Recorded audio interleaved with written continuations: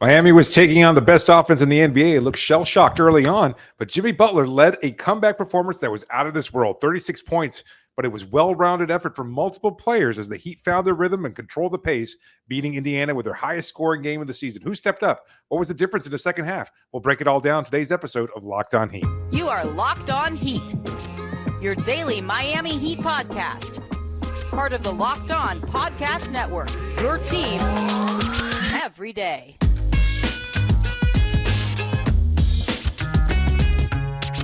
All right, welcome to Locked On Heat, your daily podcast on the Miami Heat. I'm Wes Goldberg. Joining me as always is David Ramil. However you're tuning in on YouTube, Odyssey, or your favorite podcast app, thanks so much for making Locked On Heat your first listen every day. Today's episode is brought to you by Gametime. Download the Gametime app, create an account, use the code LOCKEDONNBA for $20 off your first purchase.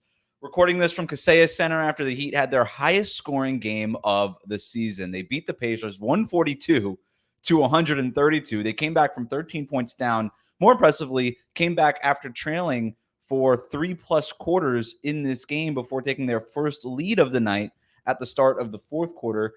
Jimmy Butler was on the bench for that portion, although he had a big third quarter, and then the Heat took off from there. We talk about quality wins a lot in college football. Sure. Like that's a quality win, and that matters the way that other teams and I guess the rest of the league views you. This, to me, was very much a quality win for the Miami Heat over a very fast, a very challenging Pacers team that's very good. What was your takeaway from the game? I think it might have been their best win of the season, and it took a complete and total effort from this group, considering they lost Bam Adebayo midway through the second quarter, too. So he was struggling a little bit, and maybe he had some lingering hip issues, but I think they continued to mount throughout the game. He was having a tough time with Miles Turner defensively, and I think that really was challenging him to a big degree, and then he had to step out. But then everybody just found a way to contribute. Jimmy Butler leading the way, kind of inspiring everybody else. But they got great performances from Jaime, from Josh Richardson, from Kevin Love. We'll talk about those in the next segment. But I think it's a great point. As far as a quality win, I still think it was their best one because it was such a total effort having to come back. They were struggling the same way they did against the Bucks just a couple nights ago in the first quarter, and then had to find their way to claw back into it. And Indiana, such a tough offensive team to defend, they kept finding ways to kind of get these shots off. Tyrese Halliburton with a career-high 44 points. He was ridiculous. Yeah. Absolutely unstoppable. Shooting from 30 feet out with ease. You can't defend that. They had multiple defenders. Caleb Martin, Josh Richardson, Haywood Highsmith, all trying their chances. Jimmy Butler being a little bit more physical, I think, had a real tough impact there on Halliburton's offense. Again, 44 points. Nobody was really slowing him down, but Miami collectively finding a way, scrapping together, ending a 3-game losing streak, and finding a way to beat a really good Indiana team. A couple of reasons why the Heat were able to turn this game. Number one, they figured out what they wanted to do. In the second quarter, it felt like they almost conceded you and I were talking before this game. I'll backtrack a little bit. You and I were talking before this game, and something I said to you is, I think this game is going to be decided in the first 5 minutes because a tone is going to get set. Like it's one of those. It's not just a clash of teams. This is a clash of styles. You have Miami, the fourth slowest pace in the league. Indiana, breakneck top pace in the league. And I was like, whichever one kind of takes hold first, whichever style takes hold first, is probably going to be the style of the winning team. And I thought, my prediction was looking pretty right for most of this game. Like a 13-point lead early in the first quarter. And in that second quarter, it felt like Miami almost conceded it. They played Highsmith at the 5. They took all their centers off the floor. Bam obviously had gone to the locker room at that point already. Yeah. And I was like, okay, that's a little interesting that they're going to try to play this way. And then they came out in the second half. They started Thomas Bryant to start the second half. It was him. It was Kevin Love. Orlando Robinson got a few minutes with Bam out.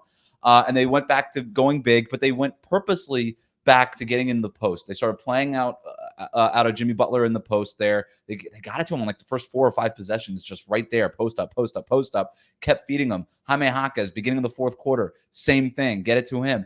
And then they really just took advantage. They played fast, but they played physical. And so it was sort of a weird kind of merge of both of these styles, right? An amalgamation of these two styles where they were playing fast, but they got 3 different Indiana Pacers to foul out in this game. They just kept getting to the line, forcing them to hack, forcing them to foul. So they found a very physical way to play this game. And I thought that was the first part of the tipping point. The second part of the tipping point, and I hate to kind of just narrow it down to make or miss, but the Pacers, after shooting the lights out from 3-point range in the first half, went 4 of 27 from 3-point range in the second half. They missed a bunch of open ones.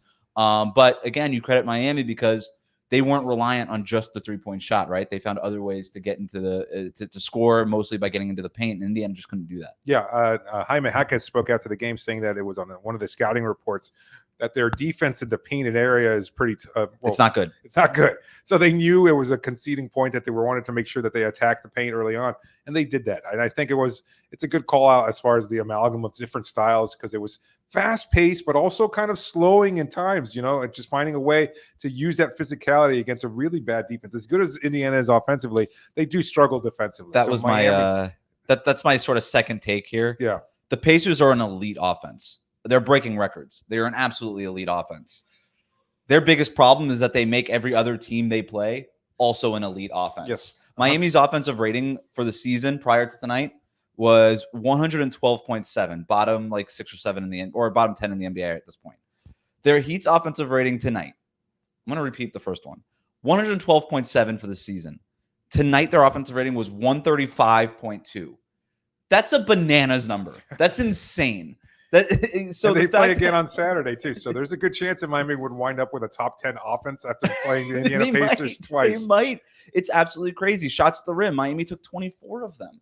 They got to the basket more than ever. They didn't have nearly as many long mid-range shots, only 3 long mid-range shots tonight, according to Cleaning the Glass. They did get some of those short mid-range shots off. They didn't put up a ton of threes, just 23 pointers in general, because they didn't have to. They just kept getting to the basket over and over. And then more importantly, they kept getting to the foul line over and over, specifically Jimmy Butler. We're kind of, good segue there, because I was going to say Jimmy Butler deserves, I think he is the biggest story, not just the changing of the styles, the adaptation, finding a way to impose his physicality, but also just really understanding, okay, this is what they're doing defensively. I'm going to find a way to exploit every one of these opportunities. And he did. He shot 20 free throws tonight. Unbelievable performance from him. But he also went 8 of 16 overall from the field. 9 of 18 from the floor. So 50% from the floor, but also finding ways to say, you know what, you're going to try to use what limited physicality you have to try and stop me. I'm going to use my more powerful physicality to find my way to the free throw line. And he did so again and again. You could see him kind of chatting perhaps to Tyrese Halliburton. Chirping. I think he might have been telling him, you know what, I'm going to get to the line. You ain't know when you're going to stop me. Because then on the same possession, right after that, he did draw a foul and he was able to get to the line, and he points to his head. And talking to Tyrese Halliburton, he's pointing to his head like he's just telling him, you can't stop me.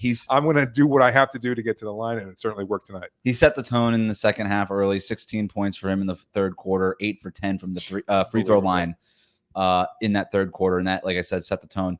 You mentioned that this was their best win of the season, and I think I agree with you on that. Can I also say this was the most entertaining, fun Heat game of the season? Well, this was a blast. And I understand. I love watching the Indiana Pacers on League Pass. They're one of my top 5 League Pass teams. I love everything about Tyrese Halliburton. I can watch him play basketball every night of the week. The fact that we got a huge Halliburton game and a Miami Heat win and Jimmy Butler doing that, and the fact that Miami was able to play at that pace. And I never thought in my life I would see a Heat team with Jimmy Butler score 142 points. And it happened, not in regulation. Yeah. And it happened. This wasn't quite that Pacers-Hawks game from a couple weeks back that broke all the records, 307. 307 total points or something like that combined. But this was pretty close, David. Like, this was really close. And it was so much fun. I don't expect this to happen every night for Miami, but you mentioned this already. But the fact that this team plays the Pacers again on Saturday, I am so excited, because the chances of it being closer to this versus like 100 to 97. It's going to be more like this. No, yeah. I think the most recent Pacers game that I saw against the Portland Trailblazers was the only one where they really kind of slowed that pace down. And aside from that, it's more akin to like the 130s, 140 type performances. So I don't know if Miami can sustain this, because they got some great shooting tonight. They were actually able to do. They struggled 38% from 38%, but almost 57% from the field in total. And again, the free throw disparity was pretty huge there. But it wasn't as if Indiana was those shots at the basket were just so open the entire night. The second chance points also played a big part. It was 22 second chance points for Miami. The Pacers allow the most second chance points in the league. So those opportunities are going to be there. The Pacers are a very fun team, but they're not a championship contender for this reason. And by the way, the Pacers would be the first people to tell you that. Rick Carlisle before the game talking about like, hey, we're not complete. We have a lot of holes on this team. They have an identity. And it's really cool that they're able to kind of set the tone and kind of put their identity, put their stamp on every game that they play. Yeah. But even cooler that the Heat were able to match that and almost beat the Pacers at their own game. Credit cookies is next. We're going to give a bunch of Jimmy Butler. Who else? The rookie, third best rookie in the league. Getting some credit cookies here. Absolutely. Coming up after this. Absolutely. Today's episode is brought to you by FanDuel. As the weather gets colder, it's warming up a little bit, but still, the NFL offers stay hot over at FanDuel. New customers can get $150 in bonus bets with any winning $5 moneyline bet. That's $150 if your team wins. If you've been thinking about joining FanDuel, this is the time to do so. There's no better time to get in on the action. The app is so easy to use, and there's a wide range of betting options from spreads to player props, over-unders, and more. Go visit FanDuel.com/LockedOn and kick off the NFL and the NBA season. That's FanDuel, the official partner of the NFL. Welcome back to Locked On Heat. Thanks for making Locked On Heat your first listen every day. Make sure you subscribe on YouTube and on your favorite podcast app. We shouted this out yesterday. We're going to do it again. Thanks to everybody who shared their Spotify Wrapped with us in the last couple of days. If you have Locked On Heat as one of your top podcasts that you listen to on Spotify, please let us know. Share a screenshot of your Spotify Wrapped with us on Twitter or on Instagram. We'd love to connect and celebrate with you. It is time for the tastiest segment in Locked On Heat. It's time to hand out some credit cookies. Do we have Star Wars Night Space Dust cookies that are there sure, cookies in Star Wars? Space dust could mean lots of different things out there, but why not? It's something you put it on a cookie. Sure. I'll take it. This game was on a little bit of space dust. Yeah, I think so. Star Wars night here at the arena, and it was a crazy game.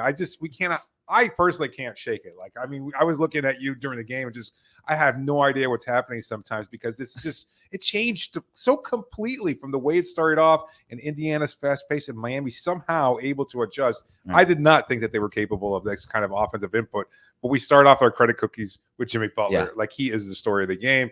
Just again, controlling the pace, slowing things down, unstoppable.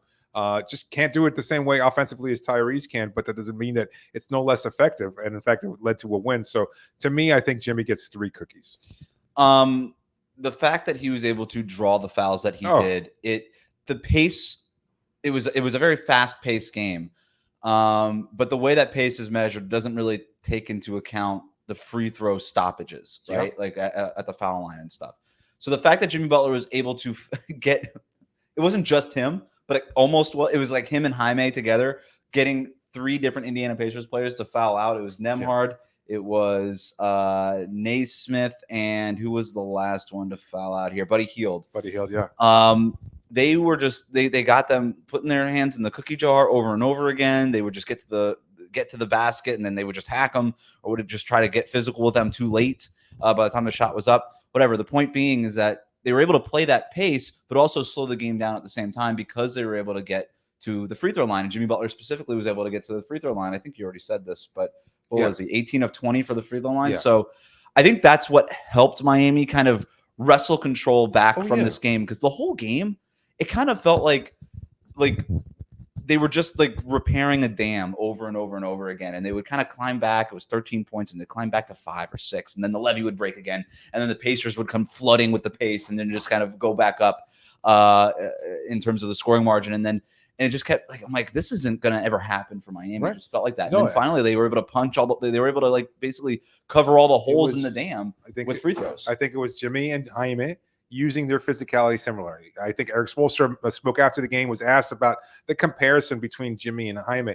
And you see it on a night like tonight that they are able to do so many things similarly and so well together, using their physicality to kind of just say, you know what? The speed, the decision-making, the passing that can kind of lead to an open perimeter shot or maybe a secondary action or something along those lines. Their game styles are so similar, but the physicality, that's where they fouled those guys out, because they just kept attacking the paint, using their speed, using their size and strength, and saying, you know what, if you're going to try and defend me, I'm going to force you into fouling me. And it led to so many free throws for both of them. How many cookies for Jaime? Jaime, I think, should get 2. Yeah. Just because there's so many other players that contributed in their own small way. But we can't say enough about Jaime's performance. Again, in the fourth quarter, there was one particular play that I can't remember exactly. It was drawing an and one on somebody, and it was just the way he did it, the polish with which this rookie plays. He is not a rookie, and at some point, people are going to start recognizing that he is just a really damn good basketball player, regardless of his age or his pedigree or his draft selection or anything like that, because he is so impactful and he changes the game in so many ways. I think Spo said that he was inspired by Jimmy's performance in the third quarter, but he took it himself to another direction, able to carry that on. There's no drop off. Like Caleb was fantastic last year, but he's not Jimmy Butler. And so often they had to share the floor at the same time because they were still working their issues through as far as the rotation is concerned. With Jaime, you basically have a Jimmy light that you can plug and play and plays so effectively. They do very similar things, right? When I talked about, hey, they wanted to take control of the game. So what did they do to open up the third quarter? They just kept giving it to Jimmy in the post. Well, what happened when Jimmy was on the bench to start the fourth quarter? That's right. They just started feeding Jaime in the post. Jaime had 10 points in the first 4 minutes of the fourth quarter. His basket was the one that gave the Heat their first lead of the game. That's right. They did not trail after that. You mentioned, like, he is a rookie, but he doesn't play like a rookie. I know that's what you're saying. No, and we mentioned this before. Like, he's so similar to like Chet Holmgren for Oklahoma City right now. It's like, oh, these guys are just good players, period. Yes. Not just like, they're not good players for rookies. They're just good players now. Chet is like, he could be an all-star in the Western Conference. I don't think Jaime is going to be in the all-star here, but like, it's just, they're making impacts for winning teams. Yes. And it is so surprising to see that from a rookie. I went back to last year and I was like, did anybody, like, the thing with Chet and Jaime is they both have positive plus minuses for their teams playing over 25 minutes per game for teams in the playoffs, contending teams, both the Thunder and the Heat. Right. I look back at last year, not a single player who played more than 25 minutes had a positive plus minus, including Paolo Banchero and all these guys. The only one was Keegan Murray, who plays a very small role in Sacramento. He's a good player in his rookie year. And but he was only like a plus 0.2, which Jaime and Chet are both above that. Like, what they are doing, and we'll keep it local here. What Jaime is doing, and the only reason I include Chet in this is it's so rare, and we're having it happen twice. Yeah, you don't see rookies having winning impacts on winning teams. Most of the time, a good rookie is on a very bad team that's still struggling to find an identity. Right, good point. Yeah. Not the case in Miami. Obviously, they're still a contending team. They're still a playoff team, and they just throw Jaime in there, and somehow he's able to figure out his way to continue that positive impact. Let's move on here because we could talk another whole episode, which we did recently. Literally just did a whole episode on Jaime. So, we need more Jaime talk. Check out the Jaime episode we did yesterday. Yeah, I want to talk about Kevin Love a little bit. Eric Spoelstra saying what an impact he had, and I think he really did. After Bam goes down, there's this center by committee thing where they brought in Orlando Highsmith, Thomas Bryant. You mentioned that. And then they found something after Bryant had started the third quarter. They brought Love in there, and he spoke about the chemistry with Jimmy, and you could see it right away. He was really able to use his physicality, did a great job rebounding, outlet passes, the sharp passing, and getting some opportunistic scoring opportunities. Yeah. So, yeah, I think Kevin Love did a really good job of kind of helping Miami find their rhythm again, and he was just a really effective player. Team high, 6 assists. He did that in 17 and a half minutes. This was also a game that Kevin Love could have gotten played off the floor. Yes. He's old. Yes. He's slow. He could have very easily gotten played off the floor. But he kept up with the pace with the ball, right? Everybody says the ball moves faster than any player on the court. And Kevin Love was like, I hear that, and I'll do that, right? And so he, like you mentioned, the outlet passes and all these things, just feeding Jimmy Butler and Jaime Jaquez in the post. Jimmy or Jaime would get like a deep seal by the basket, and Kevin Love would just go right over the top. He's so accurate with those passes. He's probably the best on the team at that specific pass because he's got the height that Kyle Lowry doesn't have. Yes. So see over the defense. So he was incredible. He deserves a cookie. Yeah, Kyle Lowry, I think, also gets a cookie from me. Yes. I think he did a really good job. Had a really nice At one point, he was Miami's leading scorer before Jimmy erupted in the third quarter, and he was doing a great job. Again, just finding ways to keep Miami, help them tread water. He finished the game with 15.6 attempts, 3 of 6 from the 3-point range. Really good overall. He had the first 8 points of the second half, which cut the deficit to 6. It was 2 3-pointers and that little turnaround jumper that he likes in the lane that'll get to every other night. Yes, over a taller player. It was a really good shot. I mean, he was just a really solid overall performance from Kyle. Let's see. We got Duncan Robinson. He provided a nice part later on, too. So I think he should definitely get a cookie. And that's pretty much it. 1 for Kyle, 1 for Caleb, 1 for Josh Duncan. Richardson. Oh, Josh and Richardson. Then 1 for Josh.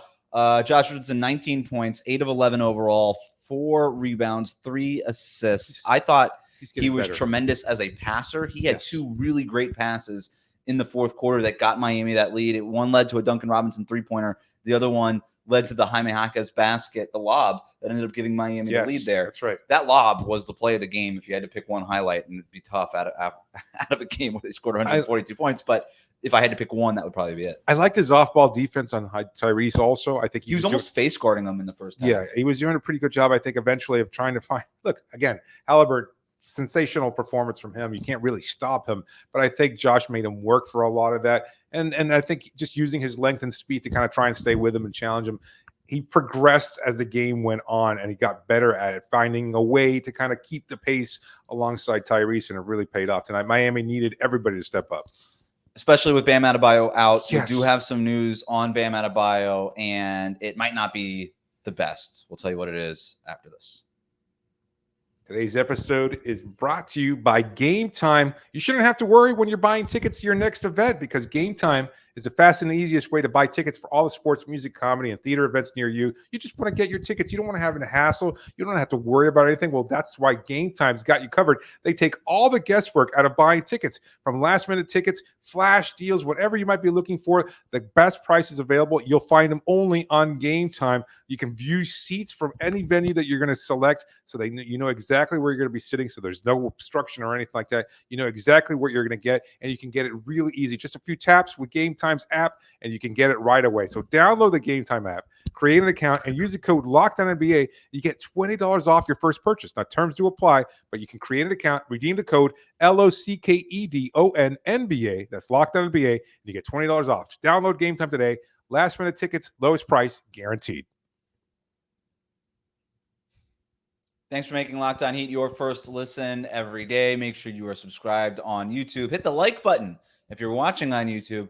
Follow us on your favorite podcast app as well. Bam Adebayo leaves this game halfway through the second quarter, goes right to the locker room, does not come back. Originally, it was ruled that he would come back. He left with the hip injury that's been bothering him all season long. It's a left hip contusion. It's what it's officially listed as. He's missed 3 games already this season because of it. Yeah. It's bothering him again in the second quarter, like it was bothering him in the fourth quarter of that Knicks game last week. Which Eric Spoelstra said so. He said he saw Bam in the locker room getting some work done at halftime. And he said, you're moving around like the fourth quarter of the Knicks game specifically. Yeah. And he said, you know what? I'm making the decision. I'm taking it out of your hands. Which was interesting because the Heat, even their official Twitter account said that Bam Adebayo is dealing with a left hip contusion and that he can return to the game. And I think Eric Spoelstra said, because Bam was going to try to play through it. And Spo, like you said, just took it into his own hands. He's like, you're not playing. It's November. We're not doing this. Right. Not in November. So look, I think it was a good move. I do wonder long term, like this, if this hip injury is this bad in November and it's lingering in a way that is affecting his performance, even when he's available, right? It's sidelining him now for 3.5 games.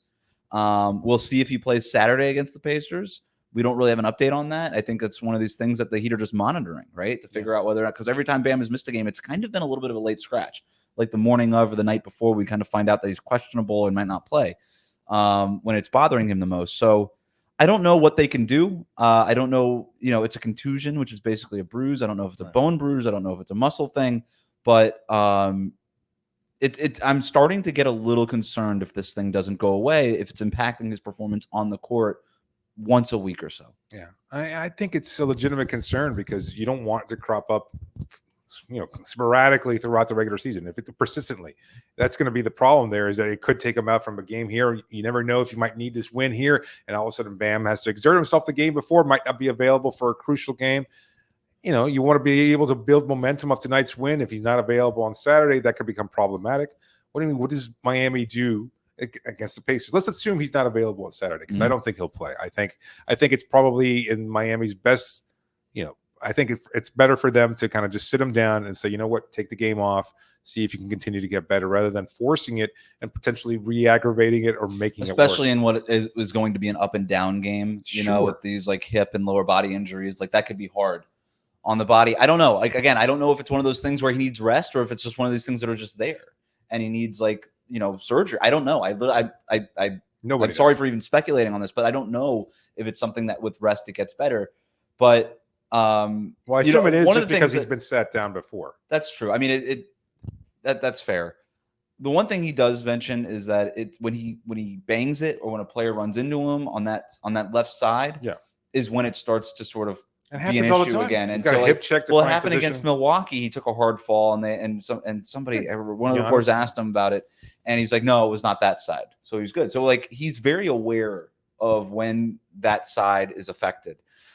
Maybe he does need to rest. I'd probably, Saturday I'd probably rest him. Maybe they go with Thomas Bryant Yes, to I start think the he'd game, start and then him. you bring Kevin Love off the bench. You continue to do that. But it's a good thing that Orlando Robinson is here just in case, because I Yeah. think he does provide another. I liked his minute. He didn't play much, but I think he was overall effective. I know the numbers don't necessarily bear it out, but it was from Miami's perspective, you're trying to find a way to overcome the loss of one of your best players in Bam Adebayo mid-game. It's not easy to do.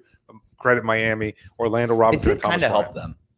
Taking Bam out. It did in this pace. Bam is also a slow, methodical player, and he's not necessarily like he could sprint the floor in transition, but he's not doing it like Jimmy. Like Jimmy will run the floor like on the wing, and then just get his position under the basket, seal off as defender, and then lay it up.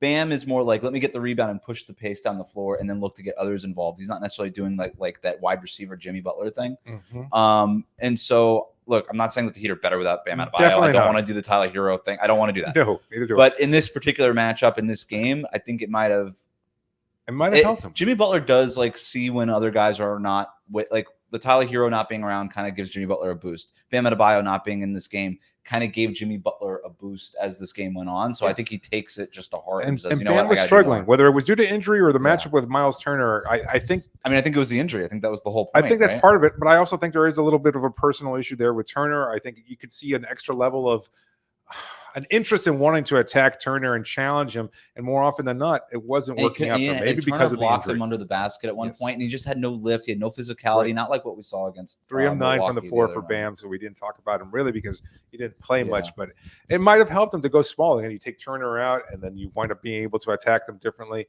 keep the pace a little bit. And the Miami was just able to stay small but physical at the same time in order to defend Indiana a little bit more effectively in the second half. So we'll see what happens. I'm sure we'll have an update on Bam Adebayo's injury in the next couple of days. The Heat play the Pacers again Saturday night at Kaseya Center. If you didn't come to this one, you might want to come to the one on Saturday night. How could you miss Star Wars night? That's true. How could you do it? You got to wait until next year now. That'll do it for today. Thanks for making Locked On Heat your first listen every day. Hit that subscribe button on YouTube. Follow us on your podcast app. Locked On has launched the first ever national sports 24/7 streaming channel on YouTube. Locked On Sports Today is here for you 24/7, covering the top sports stories of the day with the local experts of Locked On, plus our national shows covering every league. So go to Locked On Sports Today on YouTube and subscribe to the first ever national sports 24/7 streaming channel.